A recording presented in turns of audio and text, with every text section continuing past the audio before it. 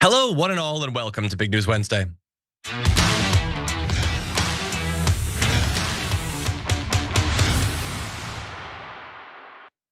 Hello, all of you out there. I'm Iadarola, lucky as always on this Wednesday to be joined by Sharon Reed. Sharon, how's it going? It's going great. Better that I'm with you and your team. I always enjoy my Wednesdays with you all. Depending on who's boothing, I either see a beautiful fluffy cat or a beautiful baby in the background. That's a good point, so it's just beautiful. It's wonderful. I love it. You hear a little bit of meowing, a little bit of screaming, it's nice. But anyway, glad to have you here. Two heads up. So one heads up for you. I got like very mildly sick. And so now I have the stupid thing where you're just like congested for 6 months or whatever afterward, which I hate. It's so annoying. But anyway, so just bear that in mind, everybody, for my voice. It's probably gonna get annoying. The other one is I have been totally slacking off on letting people know that our members hangout is this week. Third week of every month. You should remember that if I don't. But anyway, it's gonna be coming up tomorrow, 30 minutes after the close of the Aftermath. So if you are a member on YouTube or if you'd like to become a tier 3 member, you can join us. We hang out. It's always a lot of fun. We've got an awesome member of the community that puts together like these like deep questions that we all grapple with. So anyway, it's a lot of fun and I hope to see you there. But anyway, for today, we have a lot of news. We're gonna be jumping into the topic of immigration once again and how it intersects with a lot of other issues like the plot to rig the election, Trump's approval rating, what might happen with the Senate and more. We'll jump into all of that.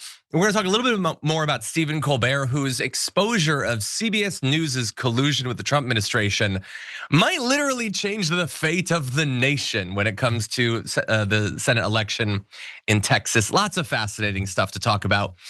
In the Aftermath, we will be reporting on this new analysis of the early crash data for Tesla Robotaxis. We were told that they are way better drivers than humans. We're going to dig into the actual evidence and I don't know, a whole lot of other stuff. So just buckle up. It's gonna be a lot of fun. Hit the like button, share the stream, send us your comments, your tweets, your super chats. And with all that said, Sharon, are you ready to do this thing? So ready. I love a rogue employee too. You talk about Colbert. I just love it when employees go rogue. So this is a beautiful, yes, let's get after it. 100%. Let's do it, starting with this. I guarantee to the American public that ICE will not be around polling locations or voting locations in November? I can't guarantee that an ICE agent won't be around a polling location in November. I mean, that's frankly a very silly hypothetical question.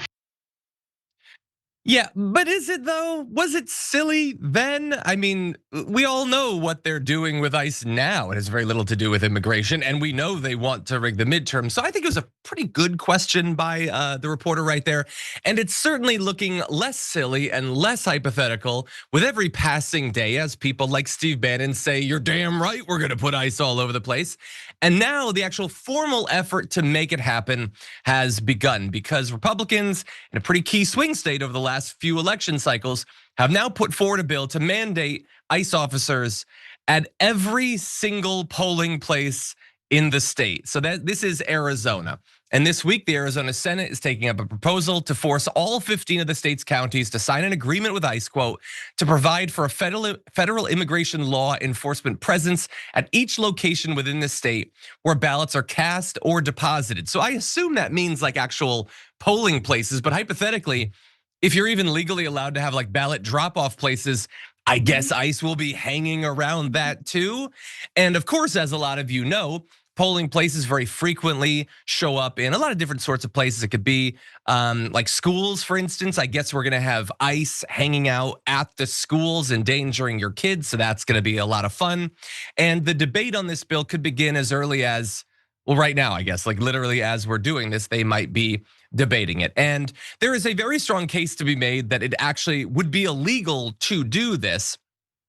State Senator Jake Hoffman said that even if it passes, it seems to directly run afoul of federal law, which bars, quote, any troops or armed men who are part of the civil, military, or naval service of the United States from being deployed to polling locations. The only exception is if it's needed to repel armed enemies of the United States, which obviously would not be the case, although I would not pet it past the Republicans to imply that Trendy Rag was gonna rig the midterms or whatever. And so they're now saying, well, we'll just have the ICE not be armed, which easier said than done. I don't think those guys can physically put down their guns. So we'll see if that actually works. But the guy that is pushing for this, or one of the main Republicans pushing for it, was literally one of Arizona's fake electors in 2020. So he does know a little thing about election fraud, just not the sort of election fraud he's pretending to believe has been happening in Arizona. And to be clear, as we've been clear in all cases, there is no significant voter fraud in American elections. There has never been significant voter fraud in American elections, and it has been analyzed to death, and that applies as well for Arizona.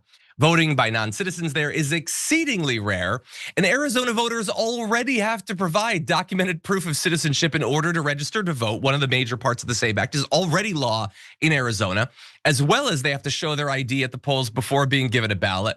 There has been no evidence of widespread voter fraud there. In fact, there was an analysis of the 2016 election, 23.5 million ballots analyzed across 42 jurisdictions. There were only 30 cases of even suspected non-citizen voting occurring. That is 0.0001%. Seems like hardly a crisis, Sharon, but what do you think? I mean, with those odds, I mean, that's like the Maury Povich. You are the father. It's like it's right down, like they can't quite get 100%, but like you're the father, okay? We've been through this for so long, doesn't surprise me it's coming out of Arizona. We've been through Release the Kraken. We've been through Carrie Lake and her soft lens. There isn't fraud. And you are trying to keep people who have earned the right to vote. They're Americans and they're entitled to cast their ballots. And now you're just come out with it and admit it. They really don't even want to have an election. Can we just talk about that? They really don't want there to be an election. They want to just freeze things where they are now. And as they went into the White House, this Trump administration believed that this will go on forever and they'll never have to leave. So just come out and say it because you're almost there. You're right up to the line. Exactly, yeah, no, they find all of this to be a total inconvenience, less inconvenient than it used to be because they have successfully suppressed it for a really long time. That's what I just want to very quickly just mention to people who might only be like into politics recently. We're covering the new efforts to suppress the vote, to try to rig the midterms. It's not like it was great before. It has always been needlessly difficult. You've never had the day off to vote. There's never been automatic registration. There's never been any of the stuff that most other actually serious democracies have locked down for literally decades. It has always been needlessly difficult. It's just becoming increasingly difficult. And look, it's hypothetically possible that this is just, conspiratorial Arizona Republicans that have come up with this. But some people have noticed a little coincidence, which is that this bill in Arizona to station ICE at every one of the ballot places materialized suspiciously soon after Kristi Noem visited the state. And it was actually her, she went there, she met with Arizona election officials. She started playing up how the DHS needs to be involved in voting infrastructure, which is not generally a thing that has ever happened. And it was actually while she was in Arizona that she made these controversial statements. Elections is another one of those critical infrastructure responsibilities that I have as well. And I would say that many people believe that it may be one of the most important things that we need to make sure we trust is reliable, and that when it gets to election day that we've been proactive to make sure that we have the right people voting, electing the right leaders to lead this country. Again, yeah, the right voters. So whichever voters, I guess, they allow to continue voting. Once they've shrunken the voting pool down and down and down and made it inconvenient, made it expensive, made it elite and exclusionary, then they'll feel comfortable with it, I guess. And by the way, she claimed at that point that the Arizona elections were an absolute disaster because Trump has not always won there, and made the false claim that there's widespread voter fraud by illegal immigrants. Reporters asked her to provide examples, and she couldn't provide a single one, but then said, "Oh, I'm sure there's many of them, but then wouldn't it be easy for you to name a single one of them?" But you can't. And shouldn't you, before claiming that it's widespread, claiming that we need to clamp down on voting, that we need to make it significantly harder to vote, if you can't even name a single case of fraud happening there? Again, if you actually believed what you said you believed, then these would be devastating questions. But she barely even pretends to really believe it, so I'm sure she'll be okay. Sharon, what do you think? Well, I'm just going to say this, and maybe it's too much for me to moonwalk all the way back here, but I also blame the Democrats for this. I blame anyone who did not or waited too long. I'll leave Jack Smith out of it, to prosecute these people to the fullest extent of the law. It should have happened immediately. Because they didn't, we're left with this woman, okay, with her lip injection holes, which, okay, maybe that's too far, maybe that's too much.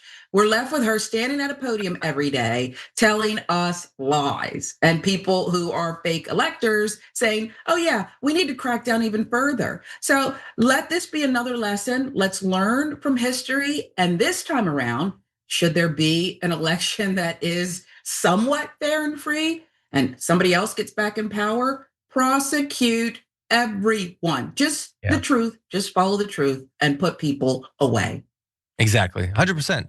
By the way, as many people are pointing out, it is absurd that she's claiming that DHS now needs to be all involved in this. But like honestly, there is at least one way I could see it working, which is that if the Arizona Republicans end up passing this obviously illegal bill and surrounding the polling places with ICE, then I think DHS could help to secure our elections and access to vote by going and arresting those ICE agents, hauling them away in big vans and locking them up. And also, since these politicians know that they're breaking the law, potentially locking them up as well. That would actually safeguard our elections and provide a free path to the voting that should be our right. In any event, let's turn to the broader picture here, which is that As the GOP gets set to use ICE and Border Patrol to try to rig the midterms, I just want to remind you all how deeply unpopular Trump's immigration policy already has been before it gets involved in trying to make sure that your vote doesn't count.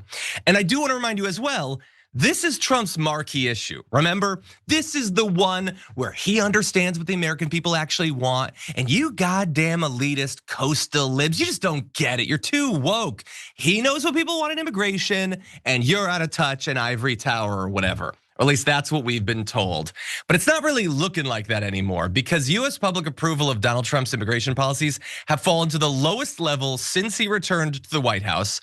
And interestingly, he's falling especially amongst men on this topic. As of right now, according to Reuters, just 38% of respondents said that Trump was doing a good job on immigration. The rating was down from 39% the previous month, and it's down 12 points since he was inaugurated a year ago. So it continues to fall. What's interesting about that is it doesn't even really seem like the fall is that much because of like the recent Border Patrol murders in Minnesota. Like it has fallen more since then, but it had already been falling. People haven't liked any of what they've seen. You can see it charted out right here, actually. You can see overall, the disapproval has just been going up and up and up. And generally, it's not inexorable, but overall, he has been losing approval on this topic from the very beginning. And you can see broken down right here, women were never really a big fan of Trump's immigration policy, but he's fallen from above 40% approval amongst them to down to 34. But he's fallen 10 points among men. He's fallen both with those with college degrees and without college degrees, more with college than without, but really he's falling amongst all of them. And I don't know if this is a causal thing, but his approval rating is also in Reuters, it's at about 38%. They had him at 47% back when he was inaugurated. So he's lost about 20% of his supporters since the election, according to Reuters. So this is pretty significant. And again, this was supposed to be his strongest issue. And again, this is before he starts trying to scare people away from voting. And I'll remind you, Sharon, the idea is that either migrants or just like people who are citizens, but like worry that they'll be harassed probably for racist reasons, won't want to vote. But who is gonna like seeing armed soldiers at the polls? What regular I don't know, suburban soccer security mom is gonna like seeing that when she goes to, nobody's gonna like that. It makes it like unavoidable, the realization of what our country has begun. So anyway, what do you make of all this? I guess I make of it this way. I know that there's a lot of stupid things that we can attribute to the Trump administration, but ultimately in politics, the goal is to, I think, make people's lives better and oh yeah, win. And so none of this makes sense. He took, which you and I disagree with, his most favorable issue. Why our fellow Americans, why it resonated with them, it to the degree it did, I don't know. Perhaps you do, but still, that was his strongest issue. And he turned it around against himself. And he hurt himself with his own supporters. And he's still not turning back. And for people to say, oh, Kristi Noem should be out of a job. Sure, she should. And so should Stephen Miller and all these other bums he's surrounded himself, these yes people. But ultimately, it's him. He's the one who is posting things and pointing and shouting and saying, indict this one and do this. It's him. So, you can blame it on whoever you want, but this is Trump's strategy. It's why he had so much bankruptcy in his life and is a failed businessman. And he's failing at this too. He's just sees so much power. It's taken a long time to get him out of there. Yeah. And you'll love to see it. A little bit worried about what he'll do as he gets more desperate. We've seen he's not the person he retreats on some things. He retreats on some tariffs and stuff like that. But he also loves to double down, and he doesn't feel like he can be constrained. So it gets a little bit scary when he feels like his back is against the wall. But let's turn now to, we see that overall polling dropping on immigration could be very consequential. We're gonna be talking about Texas a couple times on today's program, but let's start there right now in this. According to some business leaders in Texas, Trump's out of control immigration policy, the crackdowns, the deportations might have very significant long-term effects on the political makeup of Texas. Specifically, one of the heads of the Texas Builders Association said, quote, South Texas will never be red again as a result of their immigration raids. This is Mario Guerrero, who said, I told lawmakers straight up, South Texas will never be red again. He urged the administration and lawmakers to ease up on enforcement at construction sites, warning that employees are afraid to go to work. He apparently himself was a Trump voter, and now he's seeing what is happening to his industry and to his business. I bet he probably thought, yeah, no, Trump talks about we're gonna have low taxes, low regulation. It's gonna be great for business and all that, except oops, I don't have workers, and so I can't build anything, so I'm making less money. That's absolutely devastating. It's also utterly counterproductive for the housing crisis that we were already in before Trump was inaugurated. We talked about that multiple times, but politically could be really bad for all of the various people that are affected by this. The home builders, the actual contractors, the people who are trying to build homes, the people who own property that now is just gonna have to sit there waiting for the policy to change. It's bad overall. And we have some other perspectives on what might happen with conservatives in Texas. Here is RNC senior advisor Danielle Alvarez, who said that Trump had earned the support of Hispanic voters in 2024 because, quote, his policies are aligned with the priorities of our community. We can agree or disagree. She pointed to a number of policies, including the elimination of tax on tips, which that's kind of an exaggeration, we'll get to that, as well as the president's efforts to lower prices at the grocery store, the gas pump, and bring manufacturing jobs back to the US to create good paying jobs and pathways to upward mobility.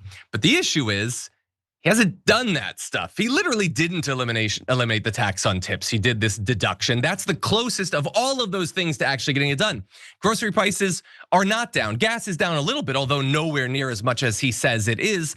And his tariffs have not led to more manufacturing jobs. In fact, manufacturing job hiring is down compared to previous years.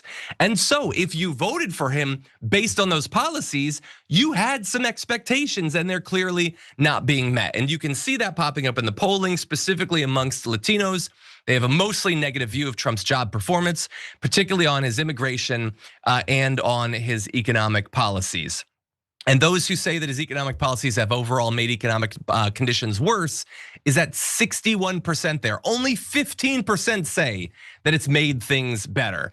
And I don't know in Texas if that's gonna be enough to flip things. We have a couple of interesting elections where we're gonna have that tested later this year, Sharon, but I don't know, I feel like there's a lot of things pushing for a change there politically. What do you make of it?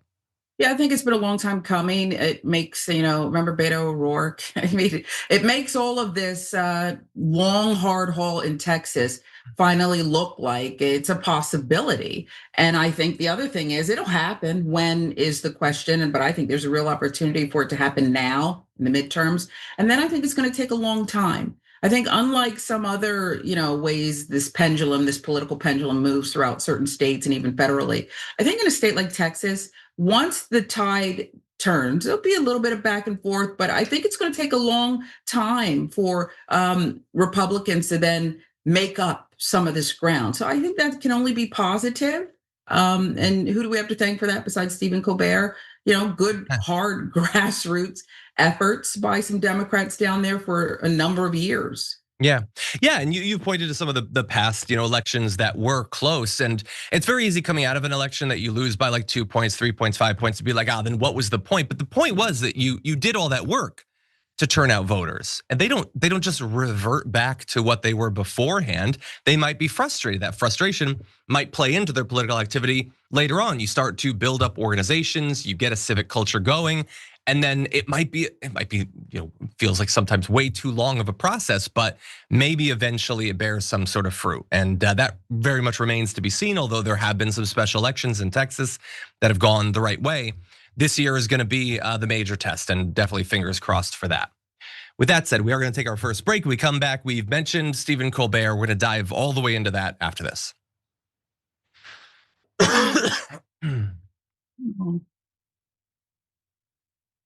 Ugh. Congestion's the worst. I hate it. I'm feeling gravelier and gravelier. Okay, so let's see. I wanted to respond to this first. Fiasco Dragon said, I don't know. The DNC committed significant voter fraud in West Virginia in 2016. Bernie won all 55 counties, but the superdelegates went for Hillary. I understand what you're saying, but that's not voter fraud like they're talking about. They're talking about like ballots that are fake or illegal. You're talking about something that was done to, in a broader sense, rig it by making the vote not necessarily count. And I agree with you. I think the superdelegates were absolutely absurd. Now, obviously, there have been reforms of that since then, but that was absolutely insane. Also, like the DNC bears 95% of the blame for that, but the media going along with it all throughout that election, just reporting the superdelegate numbers as if Hillary's just won over so many voters, and not saying this is literally just the elites of the party preemptively weighing in before the voters get a chance. They were totally colluding with the Hillary campaign. Anyway, let's see. Asma's Prophet says, John, you're still sick because you've turned your back on Italian ways. When you have enough garlic in your diet again, vampires cross the street when you approach, you'll feel better. Yeah. I don't know. I eat a good amount of pasta. I eat a good amount of pizza. Like I probably eat pizza on average twice a week, which I'm pretty sure is not healthy actually. And I'm a fan of garlic. My wife and I cook with a lot of garlic. Anyway, Guam will capsize Dragon says, do Dems even have a plan in place to contest contested votes? Supposedly, I've listened to podcasts with people involved in the Democratic Party saying that they're getting thousands of lawyers ready. I don't know. I don't know how much faith I have in that. Sharon, do you have any thoughts about that? No, look, they better be ready, okay? Because I've had we're done with this, okay? You've had plenty of time. You've made all of the mistakes. You're supposed to learn from your mistakes, so they better be ready. I hope they're ready to, and the judges are on speed dial and on, whatever mechanisms they could trigger. But who knows? Okay, they weren't ready when we had hanging chads all those years ago, and W's brother was the governor of Florida. Yeah. They've got to be, if they're not ready this time, come on. Yeah, and yeah, I don't necessarily expect that they will be. I don't know why.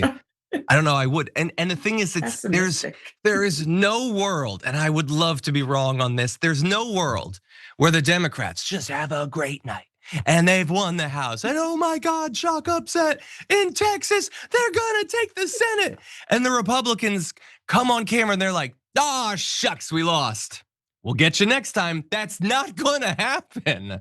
There's no Talarico win or Crockett win or whatever that they just accept. You better be ready. But it's Hakeem Jeffries, it's Chuck Schumer, come on. The baseball bat is for show. It's tiny anyway, but it's definitely for show. Anyway. They'll write a letter. They'll probably write another letter, I think. Strongly worded, I'm sure. Yeah, well, probably by ChatGPT, but Anyway, CDN Northstock Dad said to membership, thank you. The Cloud Dragon's been a member for 46 months. Thank you so much. Gargoyle Dragon's been here for 16 months on YouTube, says, I finished my taxes over the weekend, and surprisingly, not surprisingly, all 300 hours plus of my overtime got taxed. Thanks, Dumpy. That's strange because he keeps saying he eliminated that. We'll talk about that later on the show. By the way, I have not filled out my taxes yet, mostly out of fear because we always end up, for some reason, having to owe thousands of dollars or whatever. But I did just fill out the application for my daughter to go to preschool. And it was such an involved and infuriating process. I was untethered and my rage knew no bounds by the end of that thing from having to fill it out. But anyway. Pre-K? Okay, let's get back to the news.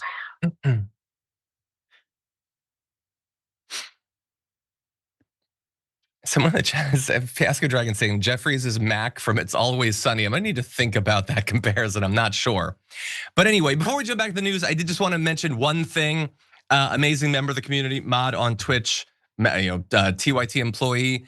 Brooke's birthday is today. Now, I hope that she's not in the chat because she's off in Japan with Brett, but it is a birthday. Happy birthday. Awesome, awesome friend, awesome part of the community, awesome person here at TYT. So happy birthday to you, which you won't see. But anyway, maybe somebody can message her. Okay, with that said, let's jump into more news. CBS is very much in damage control after Stephen Colbert called them out for blocking his interview with Democratic candidate in Texas, James Talarico. Now they are now claiming, Stephen Colbert, he's a big fat liar. We did not force Colbert to pull the interview. That's what they're saying. What they're saying though is that they provided guidance to the Late Show that if he were to do the interview, then that could trigger the FCC's equal time rule, which again, they haven't changed the rule. They've only said that they might at some point.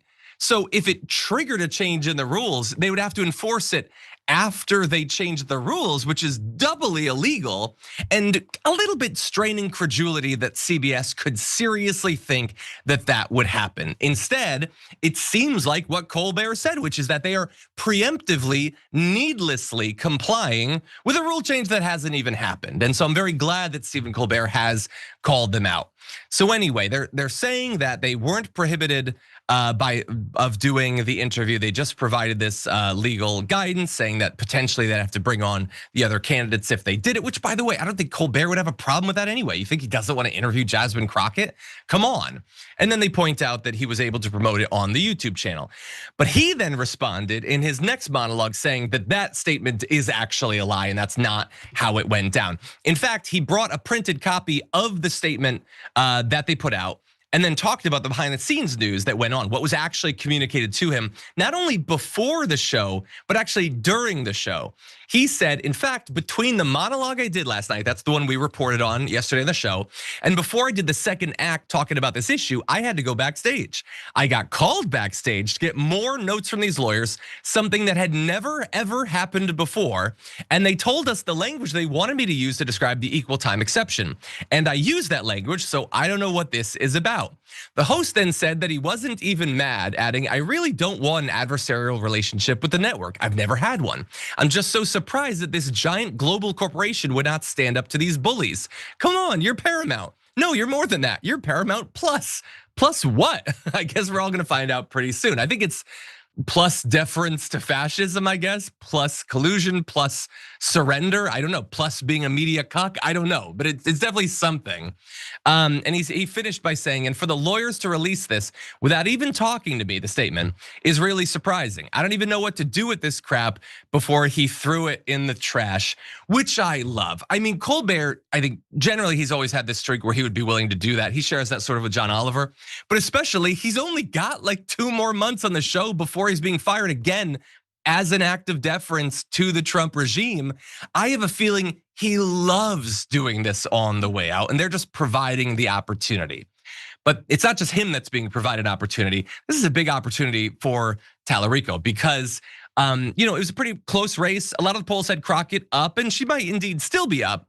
But the interview, when I checked, was at 5.6 million views. It was Colbert's biggest interview in months, and he gets big celebrity. So this is a huge thing for a candidate, and it seems to have spurred search interest in Talarico as well. You could see right here, the interest in him had been very close to Crockett up until just recently, and now it is spiking literally as the voting begins.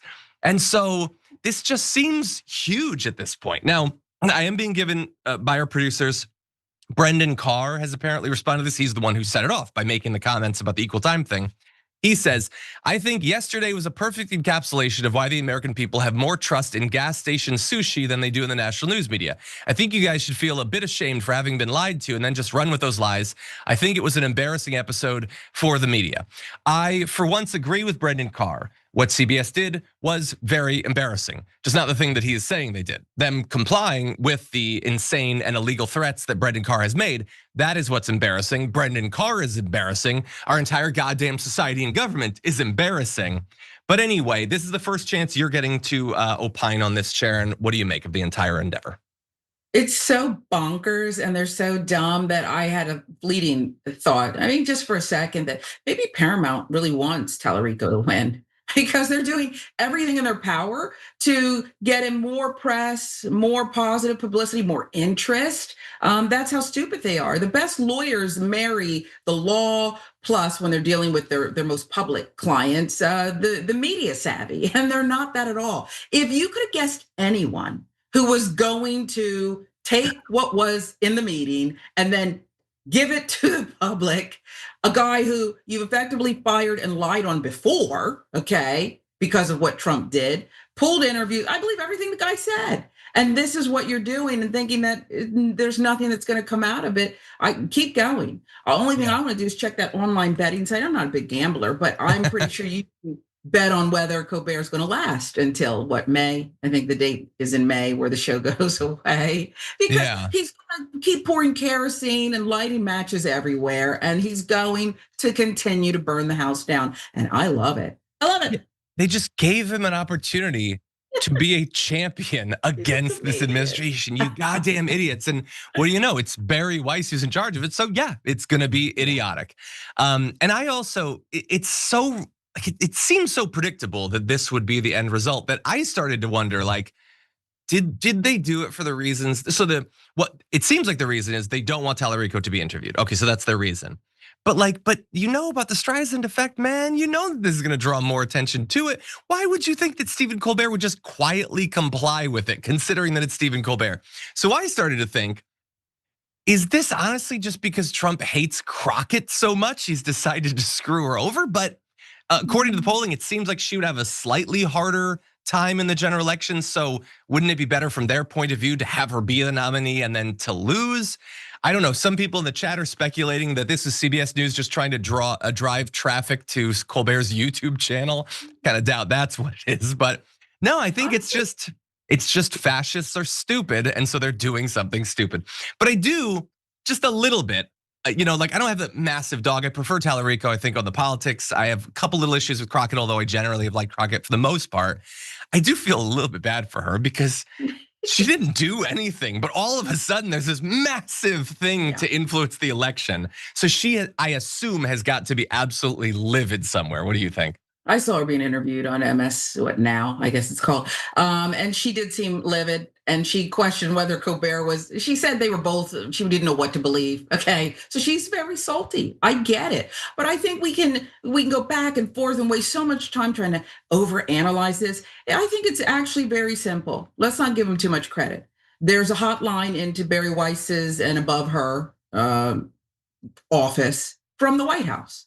And sometimes it rings at 4 a.m. to 2:15 a.m. when someone should be sleeping, but they're busy posting on Truth Social, and they're just calling the shots. And so that seems schizophrenic, but they just act. They go, go, go, go, go. I'm sure there's some analogy, some sports analogy I could give, some kind of chaotic play. Just Hail Mary, go, go. And so we see all this schizophrenic stuff. That's all. Yeah, I apologize. If you were looking at me on the camera, I was probably being a bit schizophrenic because we're having some things behind the scenes. But anyway, I agree. It's like, and we can't seem to go even a week without something ridiculous happening at CBS News. It's because it's incompetent and because it's not actually focused on building the business. I have some more thoughts on that, but actually, why don't we talk about this other side of it? We both seem interested in this, so we're gonna move on to the other part of the CBS. I think we have time. We're a little bit early right now. Let's jump into this. New boss at CBS, Barry Weiss, has been having a very rough time, and I've been having a very fun time cataloging it along the way. She has lost yet another big star as she tries to refresh and renew CBS to produce news that isn't nearly as interesting to the viewer, but is approved by the White House. Anderson Cooper is now leaving 60 Minutes. He's apparently been there for nearly 20 years. They offered him a contract renewal, and he has apparently said no. Now, some people are saying, wait, isn't he at CNN? Yes, he is normally at CNN, but he also does this job on 60 Minutes, which I've never been a viewer of 60 Minutes, but it is still very big in media. To lose him is a big loss.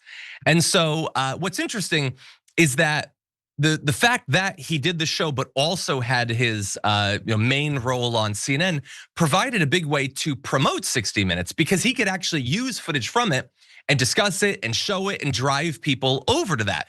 Whoever they end up getting to do it right now, and they might have a difficult time getting anybody high profile considering the reputation of CBS right now, is almost certainly not gonna have that built-in advertising. And so not good necessarily for the show going forward. Now, he has put out a statement about supposedly his motivation for this. He said, being a correspondent at 60 Minutes has been one of the highlights of my career. I got to tell amazing stories and work with some of the best producers, editors, and camera crews in the business. For nearly 20 years, I've been able to balance my jobs at CNN and CBS, but I have little kids now. I don't want to spend as much time with them as possible while they want to spend time with me. So, is that actually what is going on? Because yes, he does have little kids, and I have a little kid, and so I understand wanting to spend more time with them. That makes sense. But that said, when people say that they're leaving, a big role to spend time with their family, that always feels a little bit convenient considering what else is going on right now. He has the kids, yes, but Barry Weiss has made an utter laughingstock of CBS News, and 60 Minutes, by the way, has not been immune from that effect. They've looked fairly compromised as a result of what Weiss has done. And so I don't know, some other people are questioning it too. Longtime media columnist at Status News, Brian Lowry, said, have worked around Hollywood long enough to know nobody ever really leaves a job to spend more time with their family, which is not proof positive. Again, you want to spend time with your kids because eventually they grow up and they start routinely insulting you, and you pine for those days. But yeah, I don't know, Sharon, what do you make of this? I think if someone threw less money at Anderson Cooper and said, oh, we'll revive your talk show for half of what 60 Minutes was paying you, he'd do it tonight, okay? He'd rush into production and bring you his streaming talk show, okay? Yes, he has young kids. I love children. You love children. We all want to not miss 1 second of their growing up. But the timing, you can't ignore it, okay? He quit because 60 Minutes doesn't exist anymore. Not in the way we knew it as the longest running news show. Oh, the ratings. It doesn't exist. It's gone forever. Like Johnny Carson told David Letterman when he was lusting after the Tonight Show. It's gone, Dave. It's gone. Joan Rivers has been in for me. I'm hardly on anymore. I get it. You want it over Jay. It's gone. And so Anderson Cooper said, why am I doing this? I've got to protect my brand. He's not going to be with his children New Year's Eve. He's going to be drunk with Andy Cohen on the air like he always is. And I'm fine with that. But let's just, it just bothers me, and I get it. Journalism is a business, John. And maybe this is why I don't have these, not that this isn't a huge opportunity, but I hate it when journalists lie, okay, and become part of this corporate thing. Just have diarrhea of the mouth, tell it all, okay? Yeah. I love my children, and by the way, 60 Minutes is a joke, so I have to take a step back. Yeah, and what's so ridiculous to me, setting aside the Anderson Cooper, it's just the latest issue for CBS. The cover story for Weiss being put in charge is CBS doesn't understand the modern media landscape. They don't get it. They're too lib or whatever, so they need to bring in, an iconoclast, and then she's gonna work things out. But everything is worse since then. So if your cover story was true, and this was for business purposes, you wanna make more money, well, you're not.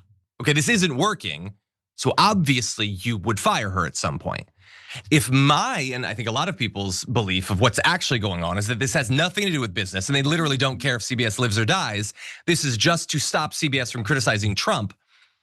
Then yeah, you'd keep her on, Because they are doing a little bit less of that. Sure, they're failing, they might die, but they're not bothering the administration as much on the way to their grave. And so they really are just proving all of us right with every passing day. Okay, we're going to take our second break a little bit early. Lots more interesting news to get to on the other side. We'll be right back.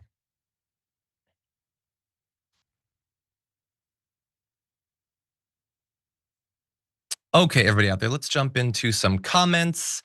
And actually gifting of memberships as well. Shocklines Matt gifted 10 memberships on YouTube. Thank you, Shocklines Matt, that's very nice of you. Cursed INFP gifted a membership as well. Thank you so much. YTP renewed member for 35 months over on YouTube says, perhaps Barry Weiss has biased empathy for fellow Israel apologists like Trump. I mean, I'm sure what Trump has done vis-a-vis Israel and Iran and stuff definitely has something to do with it. But overall, I think that she's just incredibly conservative. She's not the independent that she's tried to present herself as. She never has been. She's always worked to try to normalize ever increasingly radical conservative positions. And I think that's what she's doing here. Rubber Fair Music became a member. Thank you for that, much appreciated. Okay, let's see.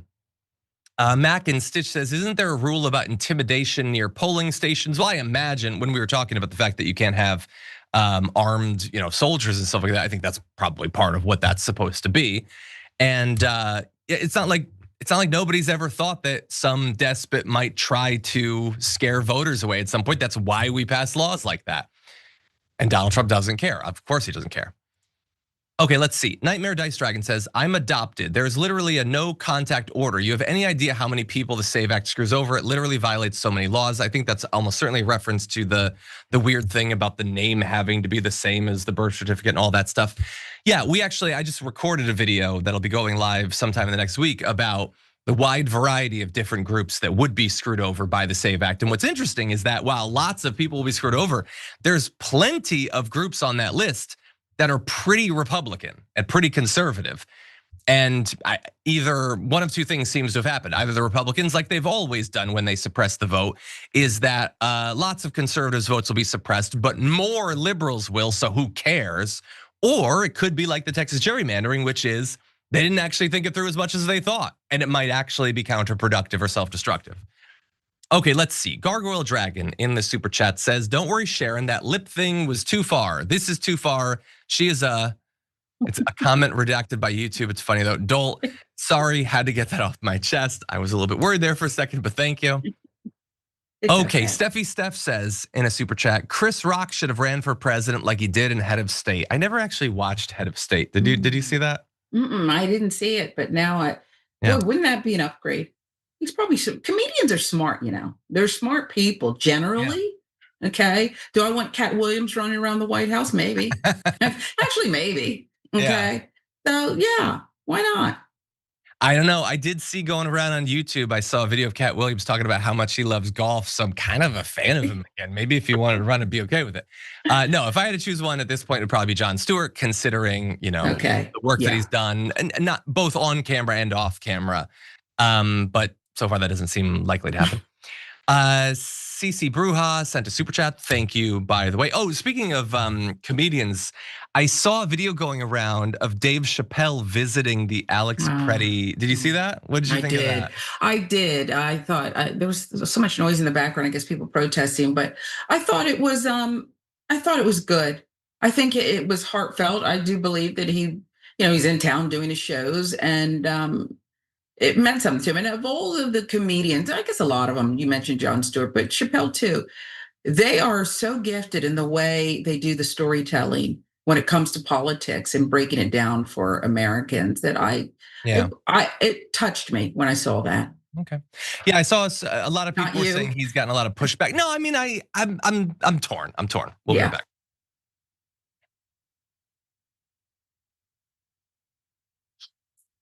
Okay, I see some people in the chat saying Jim Gaffigan 2032. I don't think that's likely to happen, but I wouldn't be against it. Anyway, more news to come, but first I wanted to remind you of a partnership that TYT is doing with Noble Mobile, the only wireless plan that pays you to use your phone less. In fact, if you act right now, just $10 a month initially will get you unlimited data and potentially even less after the cashback you get from unused data at the end of the month. If that sounds good to you, you can scan the QR code or go to tyt.com/switch. Okay, lots to get to. Let's jump back into it.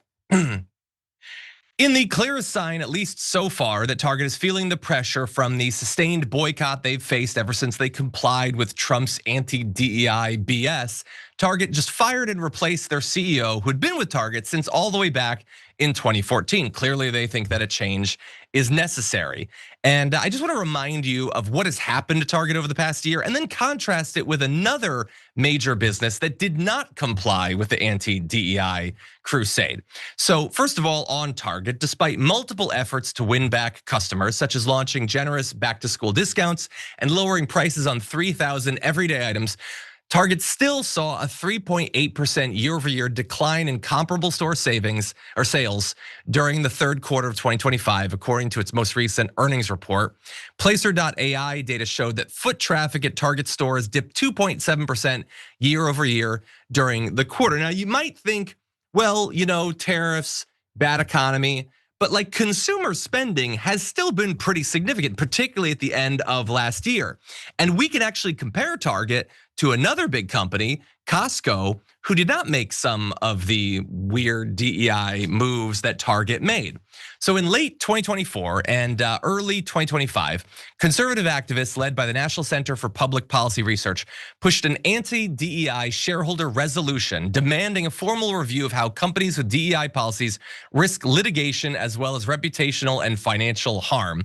Costco's board not only urged investors to vote against the measure, it defended its DEI efforts in unusually blunt language, arguing diverse employees and suppliers spur creativity and innovation and improve member satisfaction. So which of those arguments won out? Well, 98% plus of shareholders ended up voting against the measure. And look, any corporation is likely deserving of either a little or a lot of criticism. Costco's not immune from that, but they have kept a formal diversity office and program in place, even as management remains predominantly white, a contrast the company acknowledges while pledging to keep pushing towards its DEI goals. And so what has actually happened with their business? Well, analysts note that Costco enjoys strong customer loyalty, robust traffic, and a reputation for high wages and low executive employee pay gaps, factors that have helped it outperform many retail peers through political swings and economic turbulence. Their stock is virtually unchanged since before December 2024, so before Trump got into office and started pushing the anti-DEI stuff. And its stock didn't outperform the S&P 500 last year as it usually does, but the same store sales were slightly below expectations, but revenue was up 8.2%. On the other hand, Target, their stock price has still not recovered to the value it had before they folded to Trump's demands. Now, look, there's a lot going on. Can't say that this is the entire picture, but Target really has been struggling ever since they did what they did. What do you make of it, Sharon? I love it. And I hope they continue to struggle. And they've been dishonest too about where they are in this unrest and this partial boycott, if you will, lying to us, oh, the CEO, and then he moves over to the COO position. I mean, it's a big scam.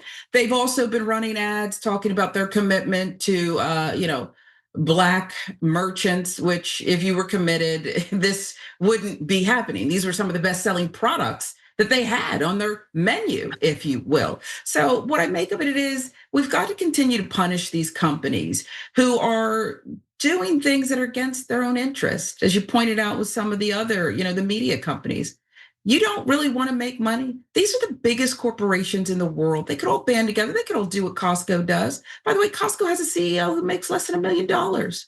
And they're beating everybody else. They have low turnover with their workers because they're, as far as a company could do, treating them well. So we got to just keep punishing these companies. It should be your honor, okay, to take my money. And I shouldn't give it to you without an expectation that you have some kind of integrity. Yeah. The last thing I'll say is this to me feels like of a genre with the Bad Bunny Kid Rock stuff, which is we were all told and some corporations believed when Trump won, everything's different. Everything's conservative. You better fall in line. You don't get what America is really becoming. No, he won by the skin of his teeth. Didn't even get 50% of the vote. It was not a radical reshaping of American society into a more fascistic direction. That's just our government right now. So corporations, wake up. Now that said, let's jump into another story. This is a fun one. Trump has now become so out of touch that when he posts on Truth Social, even there, he's getting pushback, including from people that we vetted as being MAGA people, posting lots of MAGA stuff, but having an issue with this particular statement. Trump wanted to brag about what he's supposedly done for his fans, and it turns out most of it's not actually true. So he tweeted or truthed, tax refunds this year because of the great big beautiful bill are substantially greater than ever before. In some cases, estimates are that over 20% will be returned to the capital T taxpayer. So when you get your tax refund, think about what a wonderful president you have. No tax on tips, no tax on Social Security for our great seniors, no tax on overtime, interest deductions on car loans, and much more. Don't spend all this money in one place. The issue is that literally every single one of those is a lie, or at the very least, a massive exaggeration. And there were some posts that were positive. They're propagandized too. It is a cult, but way more than you might expect had an issue with it. So people like D said, unfortunately, we owe. They were not feeling like the president had saved them. Secessionists said, I have to pay $2,000 more than I ever have. And that's a literal secessionist saying that. Q's friend for life says my return didn't increase at all. You might want to look into that. That's a Q person in 2026 saying that. Let's see. CM McGee said, you're so out of touch. My God, help us. Unfreaking believable that you post such garbage. I voted 3 times for you. We are being hammered by high grocery prices. Healthcare is through the roof. Energy bills high. I guess the swamp will continue to swamp. I've learned my lesson the hard way. Keep enriching the billionaires while everyday Americans struggle. And dear God, it's like some of the news is actually getting through to them. One person said this is David says, bull crap, my taxes are no different than any other year. Sadly, many sheep will buy into our government lies, just like the leftist sheep believe that the politicians, what they say. People need to wake up and realize we are ruled by a uniparty government that is controlled by a foreign entity. He said that in reply to Trump. That's supposed to be Trump saying that, but they apparently think that he's now a part of that. Bob says, I voted for you 3 times. We the people need to know, when are the global pedophiles gonna be indicted, prosecuted, and thrown into the wood chippers? Did I waste my votes on you? Which, spoiler, yeah, you did. But that person isn't totally woke yet, but they are in the process of waking up, and that is good. I just wanna briefly mention, so will people's refunds be higher? I don't know, for billionaires, yeah, they did massive tax cuts. For regular people, probably not. And partially because they didn't eliminate taxes on tips. They provided a deduction. It's not an elimination. The no tax on Social Security for our great seniors is a limited one-time deduction. They didn't eliminate it. No tax on overtime, I don't believe that happened literally at all. Interest deductions on car loans, maybe, I don't know. But remember, they did also remove the $7,500 deduction for buying EVs. And much more. I feel like if there was, you'd probably say it. That's the shortest True Social post you've posted all year. And overall saying that 20% will be returned to the taxpayer, literally nobody knows what he's talking about there, including, it seems, his cult. What do you think, Sharon? Well, he's a narcissist. I'm not a doctor, but I'm diagnosing him with my lay degree. And a liar. He just lies constantly. And I think it's almost sad. I feel for people, not much, but I feel something for those people on Truth Social who are pushing back and arguing with him because it's pointless. He's unwell. At the end, I would go sit with my grandma who was being taken care of 24/7, and she still believed Nixon was the president, and he was cursing at people on tapes and things. And I didn't even bother to correct her. What do you want me to say? She's in her final days. I loved her dearly, but it's just not, there's no point in this. He lied to you. You're spending more. You're losing probably everything at the end of the day, from healthcare to democracy. What's the point? Just come over to the correct side. Get off that platform, by the way, because it's not helping you. It's only it's crazy making. Okay, this is gaslighting behavior. His post is gaslighting. This is the definition of gaslighting. And he's emotionally, mentally unstable. And there's no reason to continue to argue with him unless you enjoy that kind of thing. Yeah. Sometimes I do. Yeah, it's a good question. If you don't like Trump anymore, which good, I'm glad. Why are you on True Social? That is literally the only reason to be on that platform. Maybe they just want somewhere to share their QAnon lion memes or whatever. I don't know. Just send it to ChatGPT. Most of the people on True Social are bots anyway. Okay, one more story to close out the hour. Let's jump into this. I'm sorry. Tell us about your trip to Rome, Georgia on Thursday, your trip to Marjorie Taylor Greene's own district. Well, we have a lot of people that want to take Marjorie Taylor Greene's place. and many, many candidates, and I have to choose one. And they say whoever I endorse is going to win. But we have a lot of good candidates who want to take her place. Yeah, he really cares about those candidates. Can't name one of them. There's a lot of candidates. Yeah, I'll think about it at some point, and I'll choose one. Here's the issue with that. He already did. He already endorsed a candidate. He literally does not seem to know that he endorsed a candidate. Okay, well, maybe I'm being unfair. Maybe this Trump derangement syndrome. He endorsed someone like a year ago. It's easy to forget. No, he endorsed someone 2 weeks ago, and he's sure that whoever he endorses will win. I have an issue with that statement as well, as we'll jump into it. But here is what he put out. This is 2 weeks ago. It is my great honor to endorse America First patriot Clay Fuller. Was it your great honor? You forgot almost immediately after doing it. And then blah, blah, blah guns, blah, blah, blah taxes, whatever, probably something transgender for all. I don't know, a bunch of BS. And by the way, if you stay on his True Social post, the endorsements are copy and pasted with the names changed. Are you shocked to find out that they're all great on the exact same issues? And all of them have to do with people being shot. There's no one who's just like weirdly good on the environment or is like a champion against lead paint. They're all the exact same issues. And so maybe I'm being like too critical of him. He probably had nothing to do with that endorsement, thus he's forgotten. Now what's interesting is that there are 14 people that are vying to replace Marjorie Greene or whatever. And so it's almost certainly going to go to a runoff, which could potentially happen if nobody gets 50% of the vote. And we don't know what's gonna happen. We don't know the actual vote, but there was a straw poll. And what's interesting is that Clay Fuller came in second in the straw poll. State Senator Colton Moore had 45%. Fuller received 19%. Now, maybe that'll end up being wildly inaccurate, but as of right now, not only is Donald Trump wrong that he hasn't chosen anyone, but he's wrong that who is endorsed is necessarily gonna win because it doesn't seem to be helping him in the polls that we actually have. And as of right now, although Marjorie Greene is not running in this, she's still sticking around and she's still taking little jabs at Trump. I saw this from the patriotic blonde who said, I keep hearing people say how tone deaf Trump is to the whole Epstein issue and that he doesn't seem to grasp the anger of his base.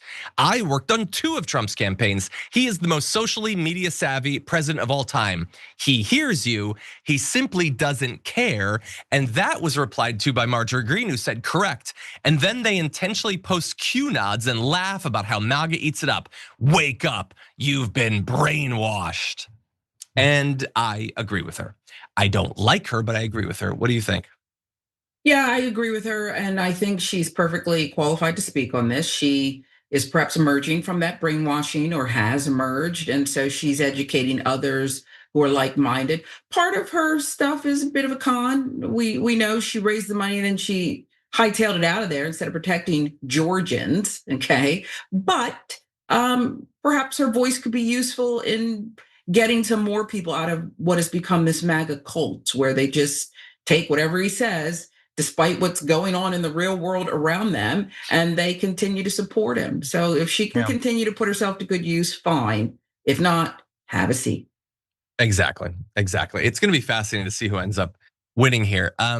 Because if Trump's person doesn't win, I know he's gonna claim that he never actually endorsed anyone. And legitimately from his point of view, he won't remember. But I just think that these primaries are gonna be a great test of his power, both in the cases where he chooses someone, it could say something, and also like in Texas with the Senate primary, in the cases where he chooses not to because he's terrified that his endorsement won't actually clinch it. Anyway, that's gonna have to be it for the first hour of the show, but we do have a lot more to talk about on the other side, so don't go anywhere. We'll be right back.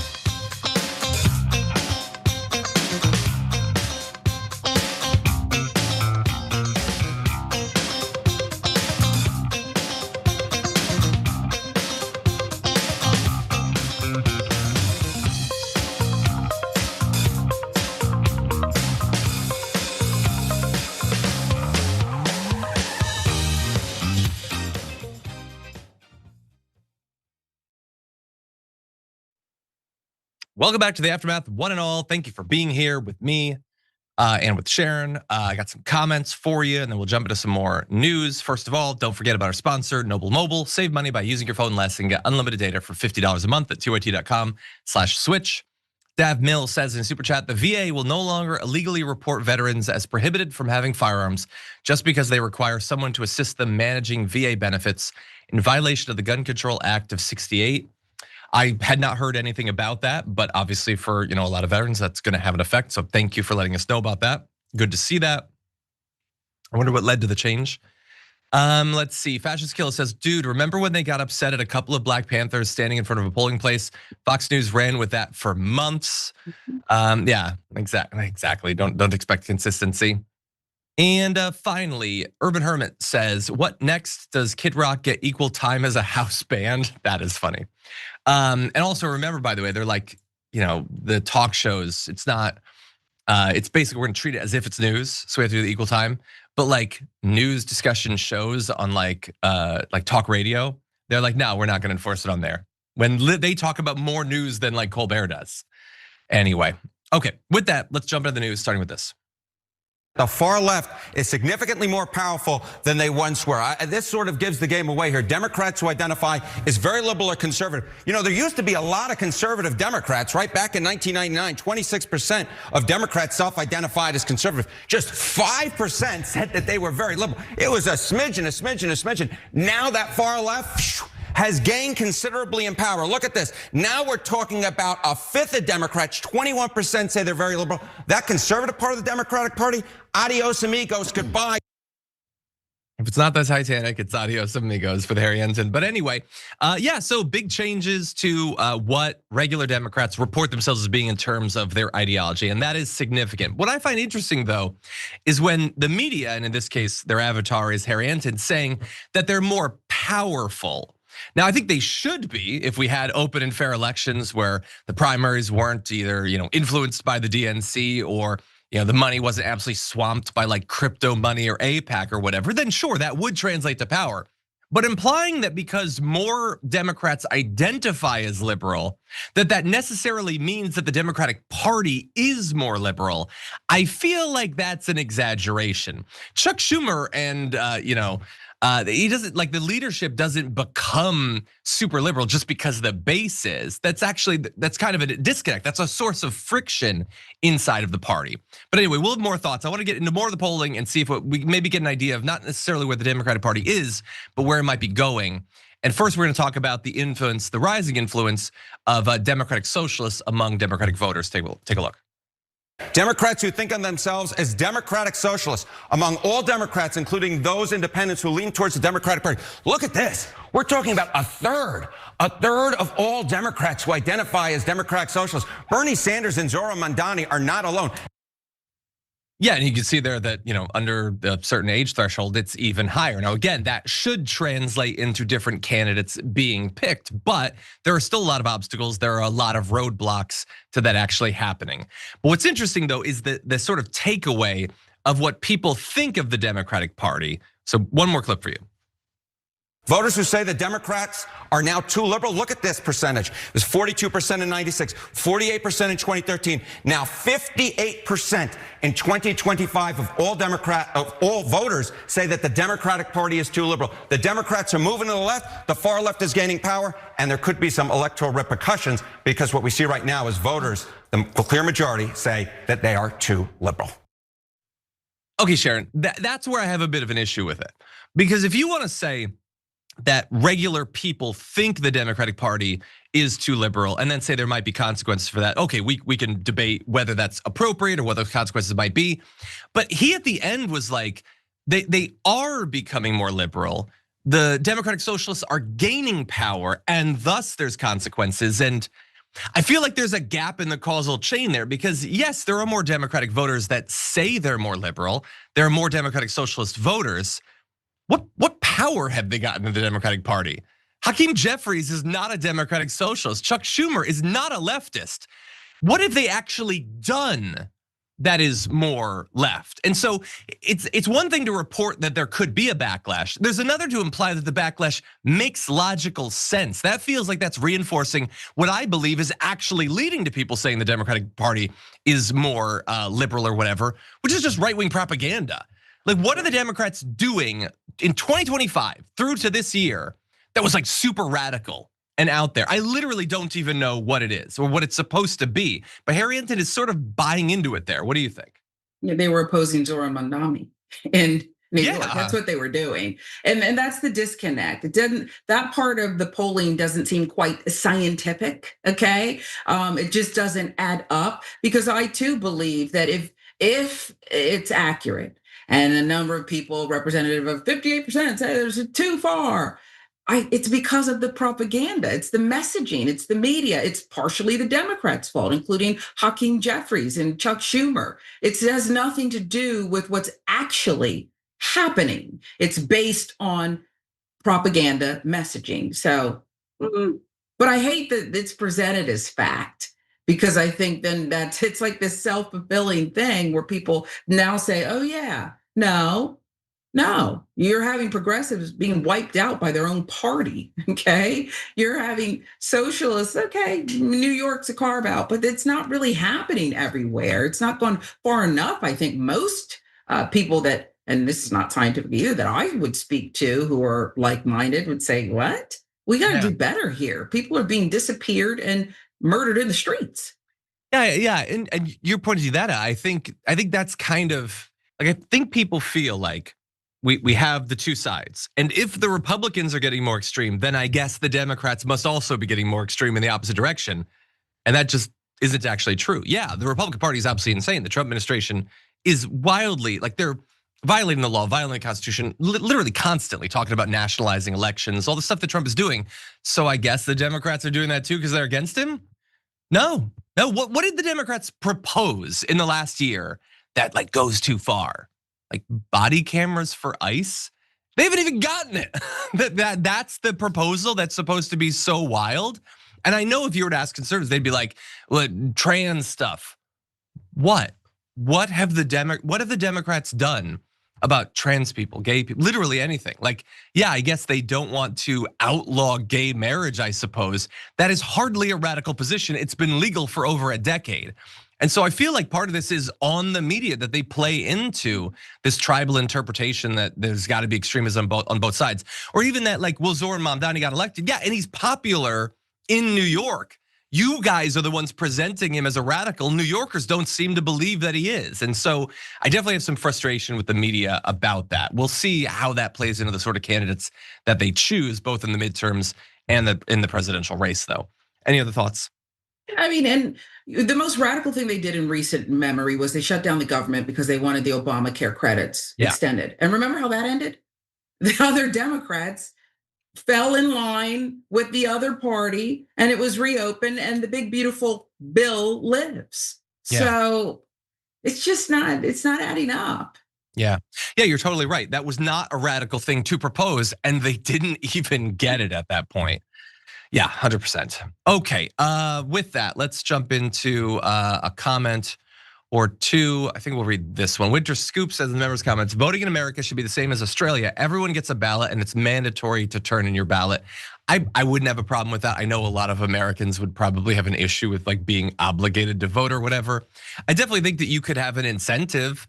Like imagine the Republican heads that would explode if you were like, you get, I don't know, a $50, $100 tax credit if you vote or whatever. Doesn't matter who you vote for. And you could vote, like just fill in a blank name or whatever. But like just to encourage people to vote or whatever. I would love to get those numbers up to 80, 90, 95% participation. But Republicans would hate it, obviously.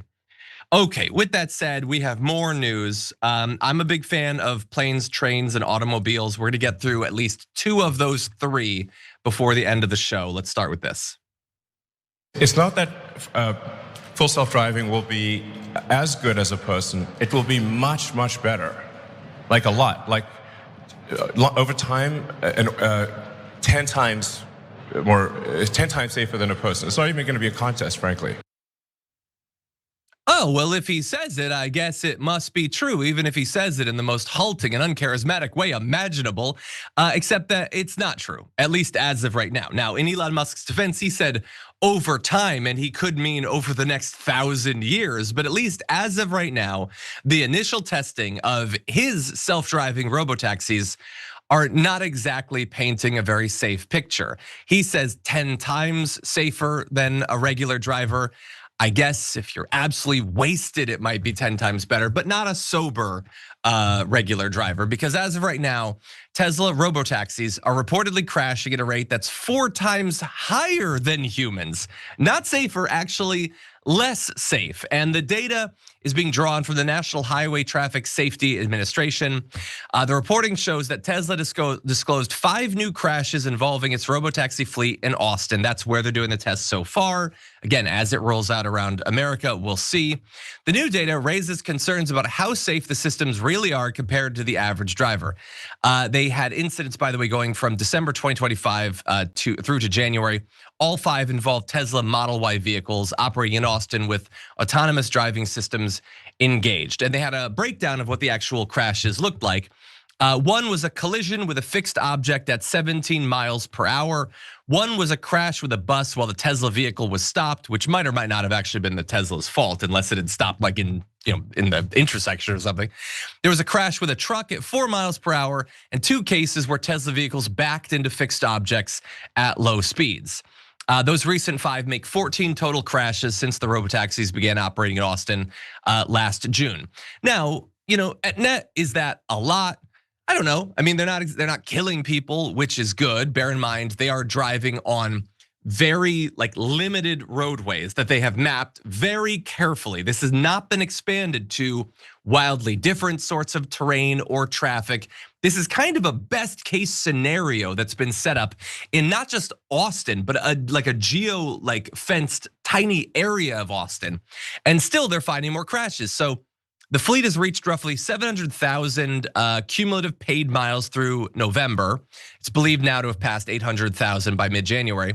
That comes out to roughly 1 crash every 57,000 miles, which doesn't sound that bad. The issue is that a regular US driver, not a good driver, a regular driver, experiences a minor crash every 229,000 miles and a major collision every 699,000 miles. That means that Tesla rate is about 4 times higher than the average driver, which isn't great necessarily.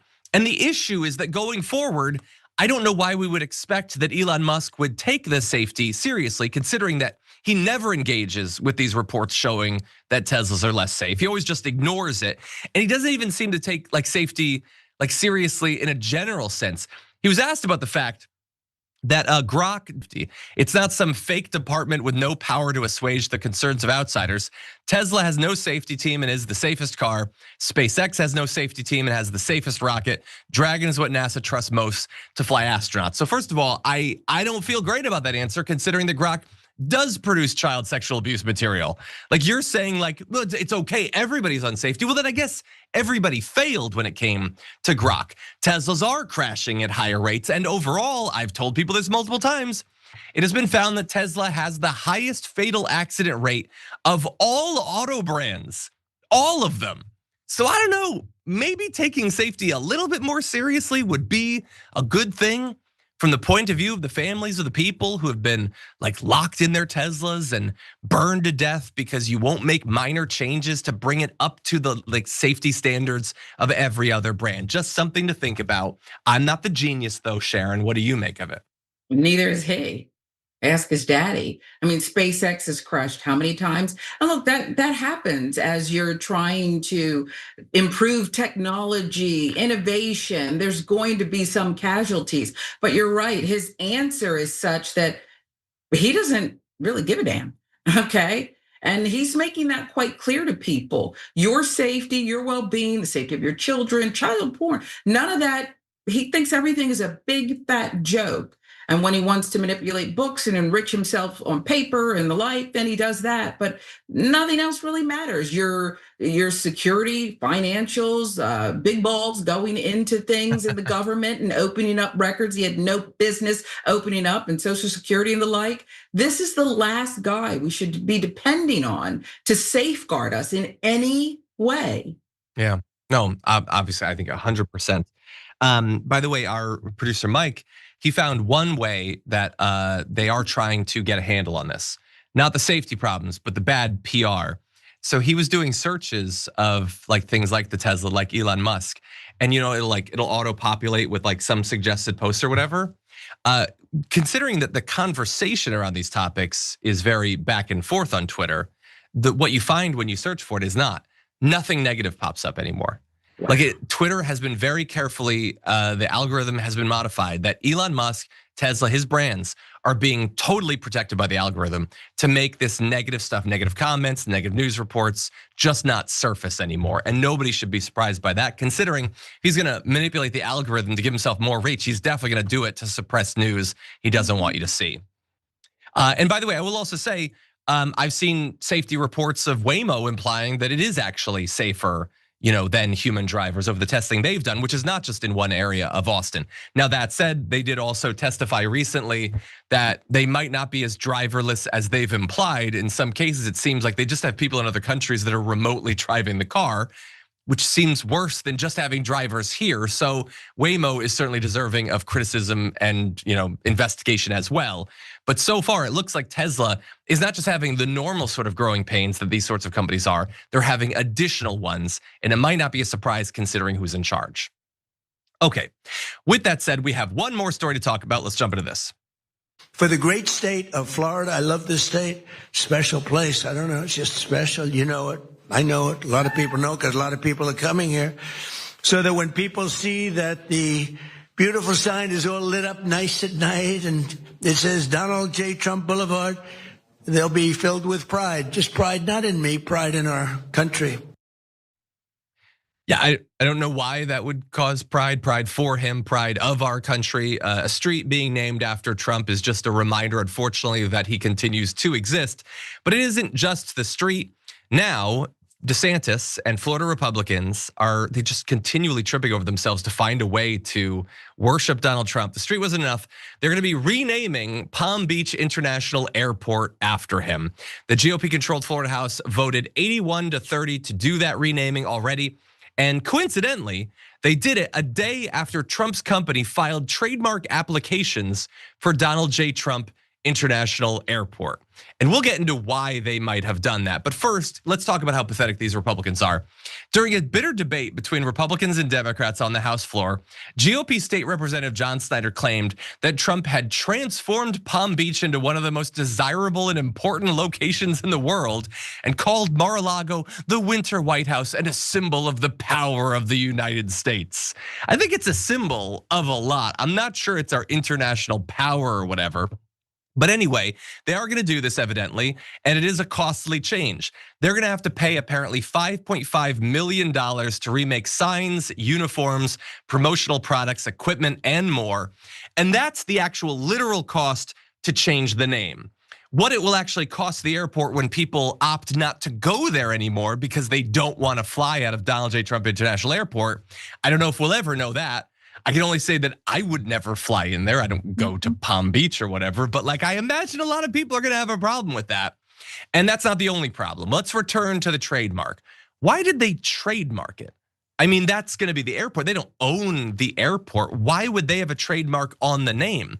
Well, trademark attorney Josh Gerben, who first reported on that application, writes that Trump's holding company, DTTM Operations LLC, is asking to profit from a range of branded merchandise, including clothing, handbags, luggage, jewelry, watches, and tie clips associated with 3 variations of the likely soon to be renamed Palm Beach Airport. The trio of names is President Donald J. Trump International Airport, Donald J. Trump International Airport, and simply DJT, which may be the airport code the White House hopes PBI will change to. So the idea is that when the change happens, they get to sell merchandise off of it. Because the billions they have raked in bribes and corruption already isn't enough. They need to sell polos at the airport to make a couple extra bucks. And sure, this isn't about their money. This is about the respect of America around the globe. Sharon, what do you think? How greedy do you have to be? Again, you're a narcissist if you want your name on everything, whether it's the Trump and Kennedy Center, or now this airport down in a portion of the country that still values his name, and a good portion of those people are members of Mar-a-Lago. But to then say, not only that, this public airport, we want to then be able to fleece and get even more riches out of it. It's just so gross. I guess you could say the American way is, free enterprise, make money, whatever. But to me, this is the epitome of un-American. You just want to police people at every single turn. We already accept that you're getting far more than you deserve. We already accept that members of Congress can go ahead and do this, what I believe is insider trading, but it's just still not enough for you. Yeah. Come on. No, and it won't be, by the way. This money isn't gonna make them any happier. The billions they already have hasn't made them happy. So that makes me a little bit happy coming out of this. And I will also say, this is almost perfect, actually, from my point of view. He was gonna push to have an airport named after him. Yeah, let it be that one. I'm never gonna use it. Most people don't need to. It's some little airport near him, so he'll be placated or whatever.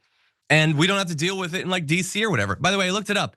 It's ranked 51st among US airports by passenger traffic. So good. It's the Donald Trump of airports already. Why shouldn't it have his name? Anyway, that is unfortunately all the time that we have for today's show. Sharon, as always, it's a pleasure to have you here. Thank you. Thank you. I wonder if that airport can accommodate that free plane he got from the Saudis. Do you think? Guarantee he's gonna put it there, actually, yeah.